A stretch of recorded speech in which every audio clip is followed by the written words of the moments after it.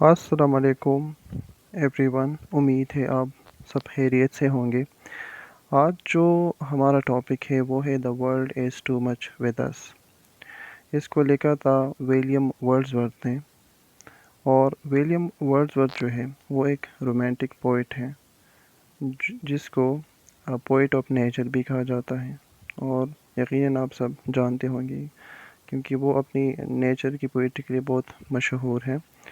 और ये जो उसका पोइम है ये भी नेचर ही के बारे में है और हमें बताता है कि कैसे लोग जो है मटीरियलिस्टिक बने हैं और कैसे लोग दुनिया की मसरूफियात में नेचर को बुला बैठे हैं।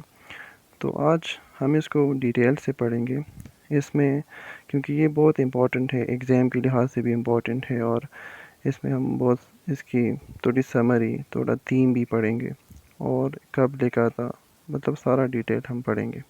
इसमें लिटरेरी डिवाइसेस कौन सी यूज़ हुए हैं तो वो सब हम आज इसमें इंशाल्लाह पढ़ेंगे। The world is too much with अस। इस पोइम को 1802 में लिखा गया था और फिर इसको पब्लिश किया था 1807 में। जानरा के लिहाज से ये पोइम एक इटालियन सनेट है और जैसा कि आप लोग जानते हैं कि इस सनेट में 14 लाइन होते हैं। और इसके जो पहला जो स्टेंजा है उसको कहते हैं ऑक्टेव, जो कि 8 लाइन का है। और इसका दूसरा स्टेंजा जो सिस्टेट, जो कि 6 लाइन का है। तो चलिए शुरू करते हैं line by line. The world is too much with us late and soon. इस दुनिया की अहमियत हमारे लिए बहुत ज़्यादा है। लेट एंड सून, आने वाले वक्त में और बाद में। गेटिंग एंड स्पेंडिंग, गेटिंग का मतलब है कमाना, पैसे कमाना। स्पेंडिंग मीन खर्च करना, पैसे कमाना और खर्च करना। वी ले वेस्ट और पावर्स, हम अपनी क़ुव्वतों को ज़ाया करते हैं। वेस्ट मीन ज़ाया करना, पावर्स क़ुव्वतें। Little we see in nature that is ours. Little थोड़ा, वी सी इन नेचर हम इस कुदरत में देखते हैं, दैट इज़ आवर्स जो कि हमारे लिए है। मतलब जो नेचर हमारे लिए है हम उसमें थोड़ा सा देखते हैं। We have given our hearts away, a sordid boon. We have given our hearts, हमने अपनी दिलों को या अपनी आरज़ुओं को, तमन्नाओं को अपने आप से दूर किया है। A sordid boon, एक नापाक चीज़ के लिए। अब यहाँ पर जो ये sordid boon है, यहाँ पर ऑक्सीमोरॉन यूज़ हुआ है। और आपको मैं बताता चलूँ कि ऑक्सीमोरॉन जो है ये एक लिटरेरी डिवाइस है जिसमें एक स्टेंजा की लाइन में जब दो लफ्ज़ अपोजिट वर्ड्स जिसकी मीनिंग एक दूसरे से अपोजिट हो एक साथ आ जाए तो उसको ऑक्सीमोरॉन कहते हैं। यहाँ पर सॉलिड का मतलब है सेल्फिश या नापाक भी कह सकते हैं। और बून का जो मतलब है वो है बेनिफिशियल, हेल्पफुल। तो ये जो दो लफ्ज़ है इसकी मानी कम्प्लीटली एक दूसरे से डिफरेंट है। तो यहाँ ये लाइन जो है ऑक्सीमोरॉन यहाँ पे यूज़ हुआ है, तो इसके लिए ये याद रखें। This sea that bares her bosom to the moon. तो फिर यहाँ पर समंदर की बात करता है पोइट कि दिस सी, ये समंदर, दैट बेयर्स हर बॉसम, जिसने अपनी सीनी को खोला है, टू द मून, इस चांद के लिए। तो यहाँ पर बेयर्स का मतलब है विदाउट क्लॉथ्स, मीन्स नंगा। अब बॉसम का मतलब है चेस्ट, टू द मून। तो यहाँ पर एक लिटरेरी डिवाइस यूज़ हुआ है जिसको पर्सोनिफिकेशन कहते हैं, क्योंकि यहाँ पर सी को एक ह्यूमन क्वालिटी दी गई है। तो पर्सोनिफिकेशन कहती भी है कि जब पोइट किसी बेजान चीज़ को ह्यूमन क्वालिटीज़ देता है तो उसको कहते हैं पर्सोनिफिकेशन। तो यहाँ पर सी के लिए उन्होंने बॉसम का लफ्ज़ इस्तेमाल किया है, तो यहाँ पर पर्सोनिफिकेशन यूज़ हुआ है। तो ये भी याद रखें। The winds that will be हाउलिंग all at all hours. The wind, हवा, that will be howling, जो कि शोर मचाता है, at all hour, तमाम औकात। यहाँ पर भी पर्सोनिफिकेशन यूज़ हुआ है। हाउलिंग का मतलब है शोर मचाना। तो यहाँ विंड के लिए क्योंकि हाउलिंग तो मोस्टली एनिमल्स करते हैं, तो यह भी लिविंग का जो करेक्टर है, जो उसको वाइंड को दिया गया है, तो यहाँ भी पर्सोनिफिकेशन यूज़ हुआ है। And are up gathered now like sleeping flowers. And are up gathered, अब गैदर्ड का मतलब है जमगपीर, जमा होना। Now like sleeping flowers, now like तो सोते हुए फूलों की तरह। तो यहाँ पर सिमिली यूज़ हुए, like sleeping flowers. For this, इसके लिए, फॉर एवरीथिंग, और इसका फॉर दिस का मतलब है जो पोइट ने जो खूबसूरती नेचर की बयान की, इसके बारे में कहता है कि for this in above mention characteristic of nature के लिए, फॉर एवरीथिंग, और इसके अलावा जो भी है, we are out of tune, हम उसको सहने में या उसको एक्सेप्ट करने में कि धुन से थोड़ा नीचे, मतलब हम उस ट्यून में है ही नहीं, मतलब हम इसको देख ही नहीं सकते। इसका मतलब ये है, ट्यून का तो असल में मतलब है धुन। तो मतलब हम नेचर को समझने की या हमें नेचर की समझने की वो अहलियत बाकी नहीं रही। ये जो सेकंड स्टेंजा है, ये बहुत ही इम्पोर्टेंट है और ये थोड़ा डीप भी है, क्योंकि यहाँ पर पोइट जो है उसने नेचर को मज़हब के साथ रिलेट किया है। तो इसमें कहता है, it moves us not. It moves us not का मतलब है मूव, मुतासिर करना, कि ये जो अबव मेंशन्स नेचर की क्वालिटीज़ है, मतलब जो फर्स्ट स्टेंजा में जो नेचर की क्वालिटीज़ बयान की गई है, या जो नेचर की ब्यूटी है ओवरऑल, वो अब हमको मुतासिर नहीं करती। मतलब लोग समझते हैं कि उसकी अब कोई मायने नहीं है, मतलब ये आउटडेटेड हो गए हैं।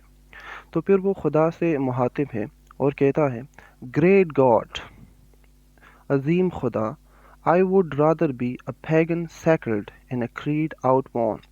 तो अब यहाँ पर पोइट ने नेचर को एक क्रीड, एक अकीदा की मानिंद माना है, और वो कहता है कि क्योंकि लोग अब इस नेचर को नहीं मानते, मतलब कहते हैं कि जो नेचर है, इसको यहाँ पर नेचर को एक अकीदी, मतलब एक मज़हब की को के साथ रिलेट किया है, कि अब जो लोग इस नेचर के मतलब नेचर को फॉलो करते हैं और नेचर में देखते हैं, तो अब लोग उनको कहते हैं कि ये काफिर है। तो राइटर कहता है कि अगर इसके लिए कि मैं नेचर में देखता हूँ, मैं नेचर की ब्यूटी को बयान करता हूँ, तो अगर इस पे मुझे कोई काफिर भी कहे, तो तब भी मैं इस नेचर से फीडिंग करूँगा। मतलब जो ये बोसीदा अकीदा लोग समझते हैं इनको, तो मैं अब भी इससे मतलब अपनी ज़रूरियात पूरी करूँगा, अपनी फीडिंग करूँगा, अपनी मतलब नेचर में मैं अब भी देखूँगा। तो यहाँ सेकल्ट का मतलब है ब्रेस्ट फीड, मतलब खुराक लेना। जैसे कि बच्चा माँ से खुराक लेता है, इसी तरह वो नेचर से खुराक लेता है। क्रीड का मतलब है अकीदा, और आउटवॉन का मतलब है बोसीदा। तो फिर कहता है, सो माइट आई। तो अब राइटर जो है या वर्ड्सवर्थ जो है अपने आप को इमेजिन करता है कि शायद मैं स्टैंडिंग ऑन दिस प्लीजेंटली, कि मैं खड़ा हूँ। प्लीजेंट का मतलब है खुशगवार, ली का मतलब है एन ओपनिंग एरिया या an open area of a grassy land. ठीक है, तो ली एक मरगुजार को कहते हैं, मतलब एक ओपन खूबसूरत जगह को कहते हैं। तो पोइट अपने आप को इमेजिन करता है कि मैं एक खूबसूरत ग्रीन सी इलाके में खड़ा हूँ, having glimpses that would make me less forlorn. और फिर कहता है कि इस इलाके में, इस खूबसूरत वादी में मुझे जिल किया या मुझे पिक्चर्स, ग्लिम्पसेस का मतलब है पिक्चर्स या जिल किया दिखाई दे रही है, that would make me less forlorn, जो मुझको बनाएगा या जो मुझको बनाता है लेस फॉरलॉर्न, कम तन्हा। फॉरलॉर्न का मतलब है तन्हा।